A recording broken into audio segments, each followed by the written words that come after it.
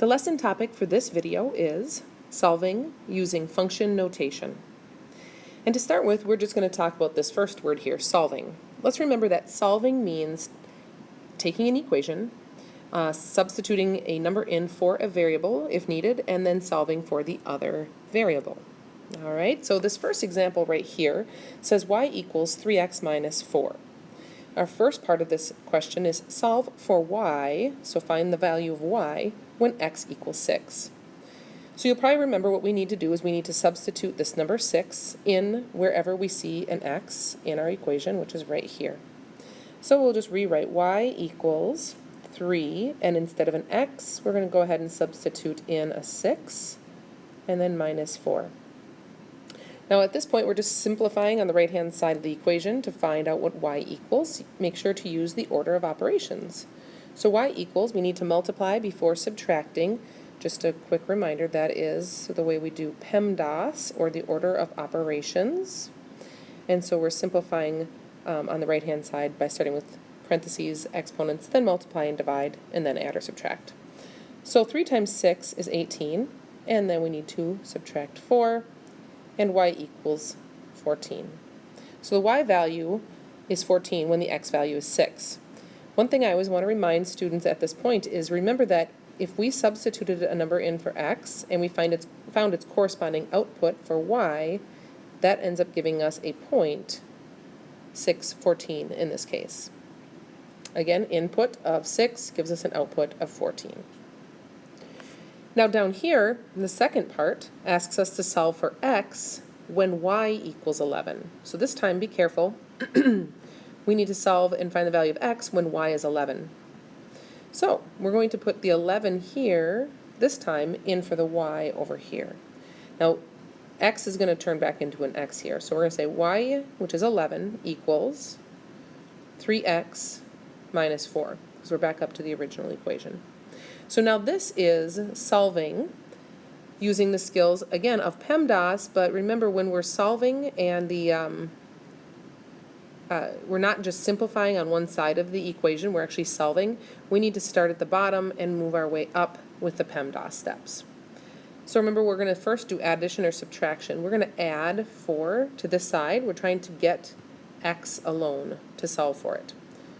All right, so we're going to add 4 to this side, and then we're going to add 4 to the other side of the equation. That should look familiar to you. So 11 plus 4 is 15 equals 3x. And notice right here, the negative 4 and the positive 4 are opposites, and therefore they add up to 0. So that cancels out, as we like to say. And then we're going to multiply or divide to solve. So we're going to divide, since 3 in x are being multiplied, we're going to divide by 3 right here, and we're going to divide by 3 right there. When we do that, again, our 15 divided by 3 on the left-hand side becomes 5.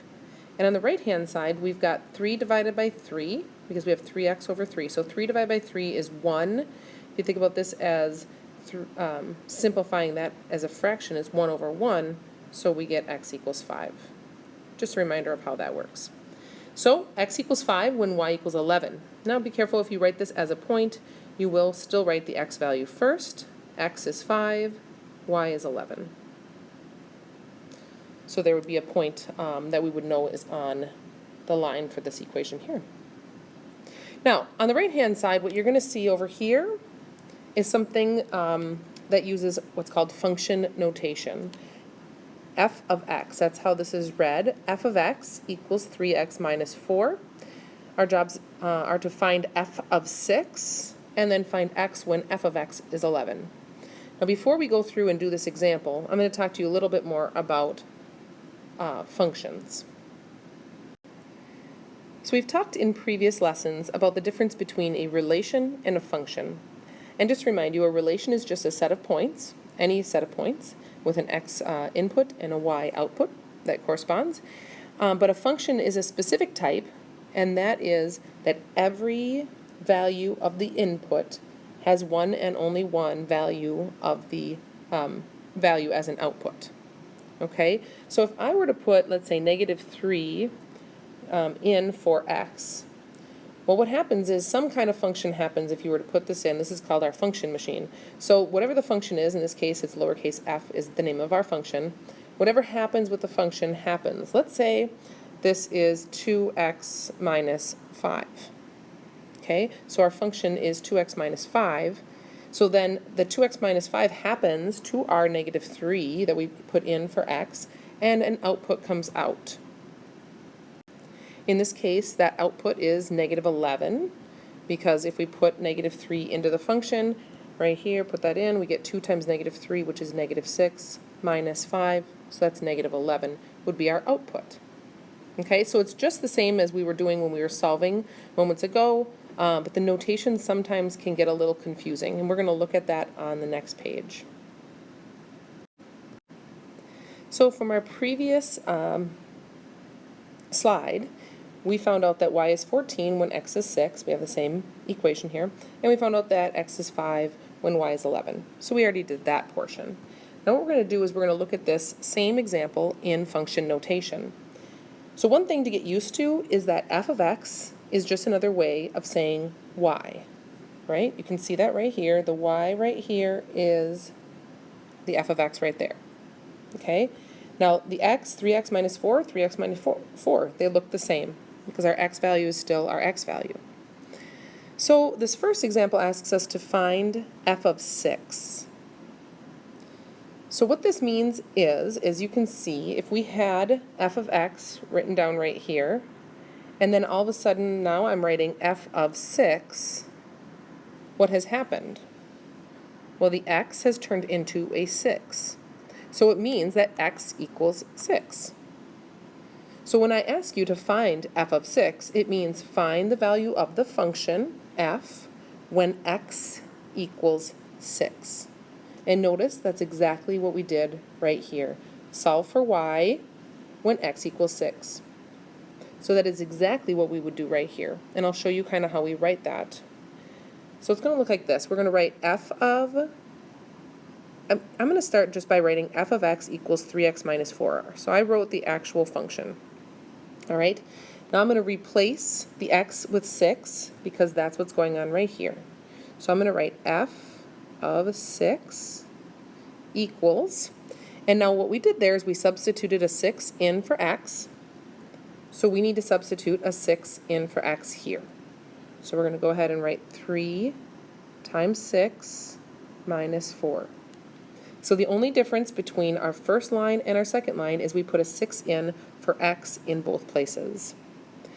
Now be careful. This right here stays f of 6. You're not multiplying. This is different notation than multiplying when there's parentheses. This is just a notation that says f of 6, so the function at 6, and we don't change that, equals, and we're going to do the math on the right-hand side. So again, 3 times 6 is 18. And then 18 minus 4,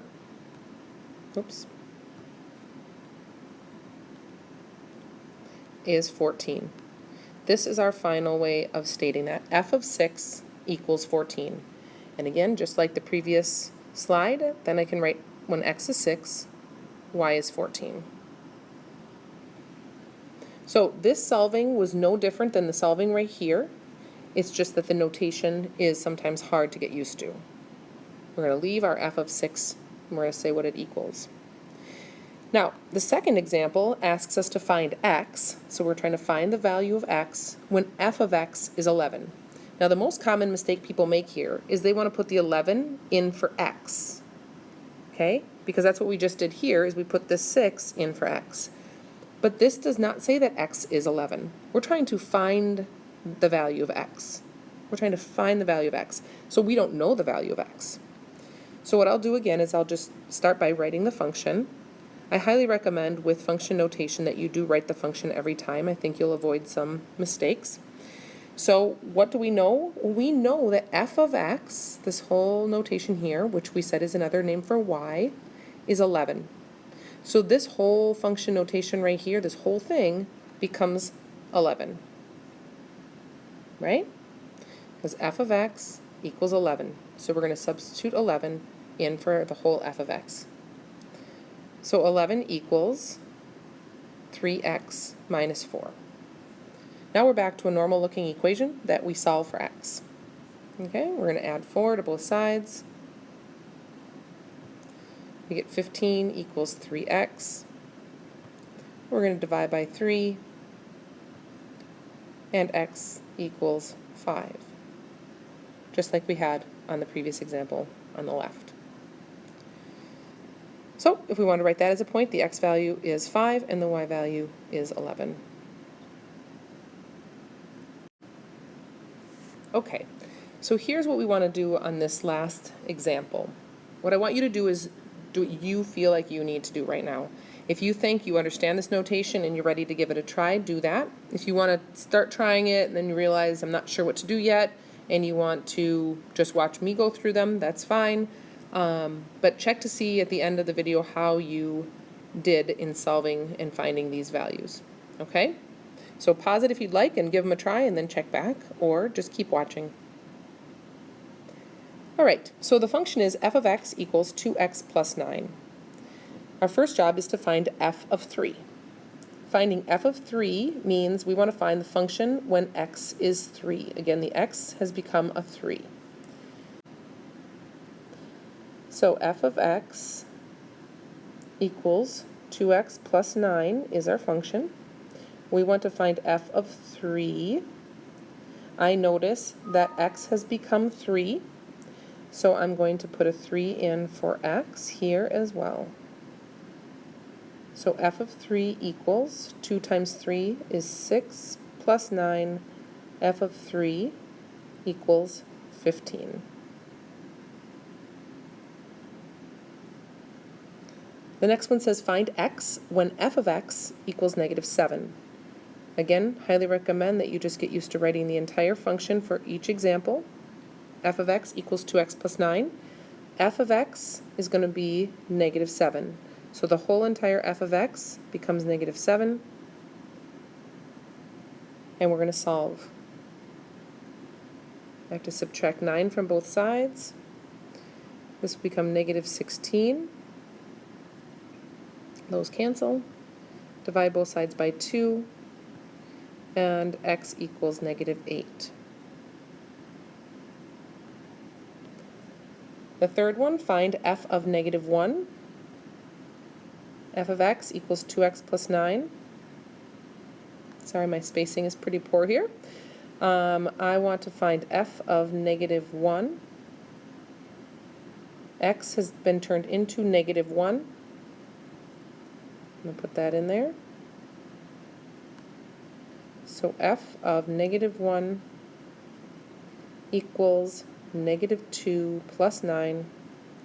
So f of negative 1 is 7.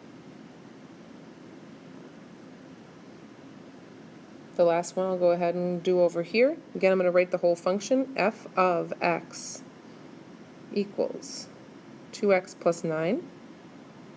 This time it says f of x is 4. So f of x turns into 4 here, and we're ready to solve. Subtract 9 to get everything away from the x. We get negative 5 equals 2x. We divide both sides by 2. X equals negative 2.5.